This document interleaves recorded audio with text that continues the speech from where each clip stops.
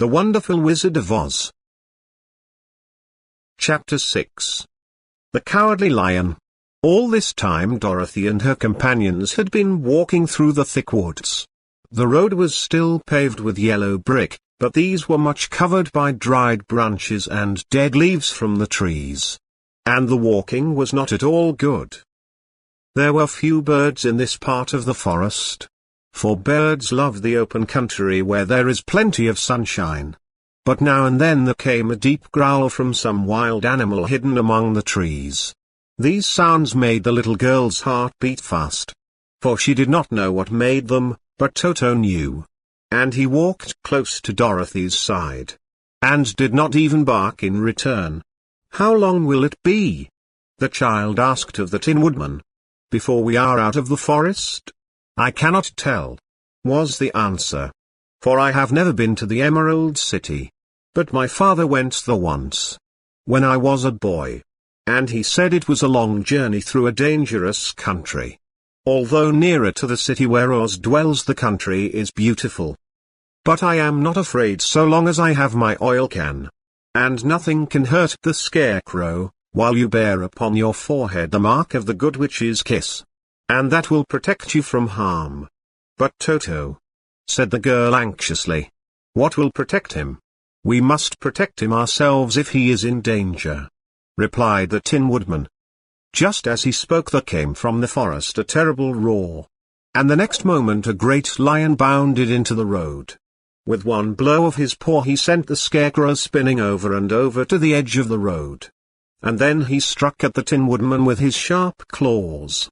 But, to the lion's surprise, he could make no impression on the tin, although the woodman fell over in the road and lay still.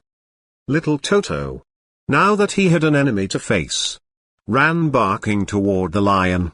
And the great beast had opened his mouth to bite the dog, when Dorothy, fearing Toto would be killed, and heedless of danger, rushed forward and slapped the lion upon his nose as hard as she could, while she cried out, "Don't you dare to bite Toto!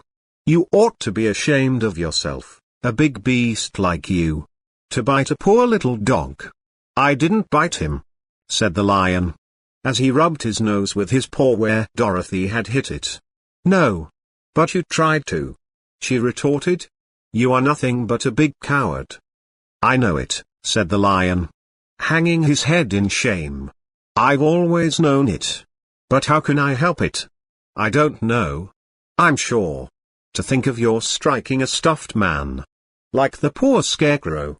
"Is he stuffed?" asked the lion in surprise, as he watched her pick up the Scarecrow and set him upon his feet, while she patted him into shape again. "Of course he's stuffed," replied Dorothy, who was still angry. "That's why he went over so easily," remarked the lion. "It astonished me to see him whirl around so. Is the other one stuffed also?" "No," said Dorothy. "He's made of tin." And she helped the woodman up again.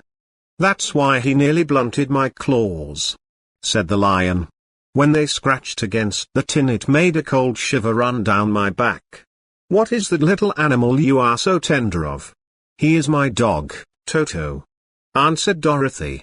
"Is he made of tin? Or stuffed?" asked the lion. "Neither. He's a meat dog," said the girl. "Oh. He's a curious animal and seems remarkably small. Now that I look at him, no one would think of biting such a little thing, except a coward like me," continued the lion sadly. "What makes you a coward?" asked Dorothy, looking at the great beast in wonder. "For he was as big as a small horse." "It's a mystery," replied the lion. "I suppose I was born that way. All the other animals in the forest naturally expect me to be brave. For the lion is everywhere thought to be the king of beasts. I learned that if I roared very loudly every living thing was frightened and got out of my way. Whenever I've met a man I've been awfully scared, but I just roared at him. And he has always run away as fast as he could go. If the elephants and the tigers and the bears had ever tried to fight me, I should have run myself. I'm such a coward, But just as soon as they hear me roar, they all try to get away from me. And of course I let them go. But that isn't right. The king of beasts shouldn't be a coward," said the Scarecrow. "I know it," returned the lion, wiping a tear from his eye with the tip of his tail. "It is my great sorrow, and makes my life very unhappy. But whenever there is danger, my heart begins to beat fast." "Perhaps you have heart disease," said the Tin Woodman. "It may be," said the lion. "If you have," continued the Tin Woodman, "you ought to be glad, for it proves you have a heart. For my part, I have no heart, so I cannot have heart disease." "Perhaps," said the lion thoughtfully, "if I had no heart I should not be a coward." "Have you brains?" asked the Scarecrow. "I suppose so. I've never looked to see," replied the lion. "I am going to the Great Oz to ask him to give me some," remarked the Scarecrow. "For my head is stuffed with straw. And I am going to ask him to give me a heart," said the Woodman. "And I am going to ask him to send Toto and me back to Kansas," added Dorothy. "Do you think Oz could give me courage?" asked the Cowardly Lion. "Just as easily as he could give me brains," said the Scarecrow. "Or give me a heart," said the Tin Woodman. "Or send me back to Kansas," said Dorothy.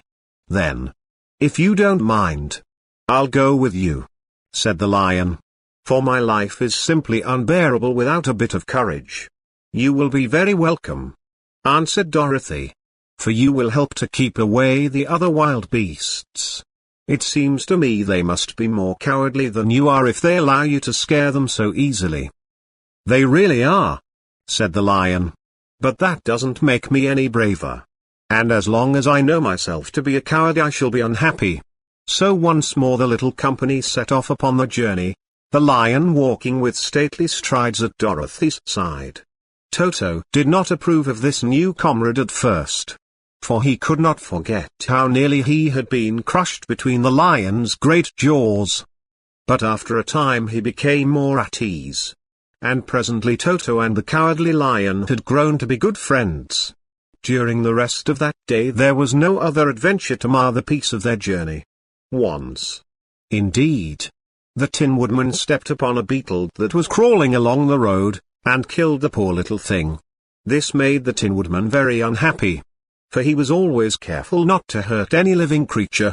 And as he walked along he wept several tears of sorrow and regret. These tears ran slowly down his face and over the hinges of his jaw. And there they rusted.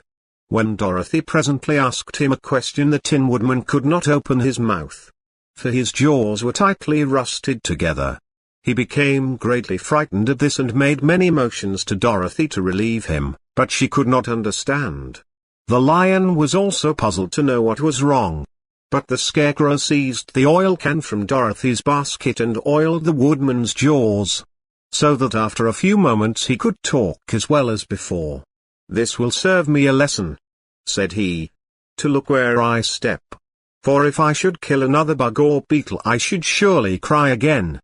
And crying rusts my jaws so that I cannot speak." Thereafter he walked very carefully, with his eyes on the road. And when he saw a tiny ant toiling by he would step over it, so as not to harm it. The Tin Woodman knew very well he had no heart, and therefore he took great care never to be cruel or unkind to anything. "You people with hearts," he said, "have something to guide you, and need never do wrong. But I have no heart, and so I must be very careful. When Oz gives me a heart of course I needn't mind so much." Esse vídeo já acabou. É só apertar que tem mais um. Também não esqueça de se inscrever no canal e ativar as notificações.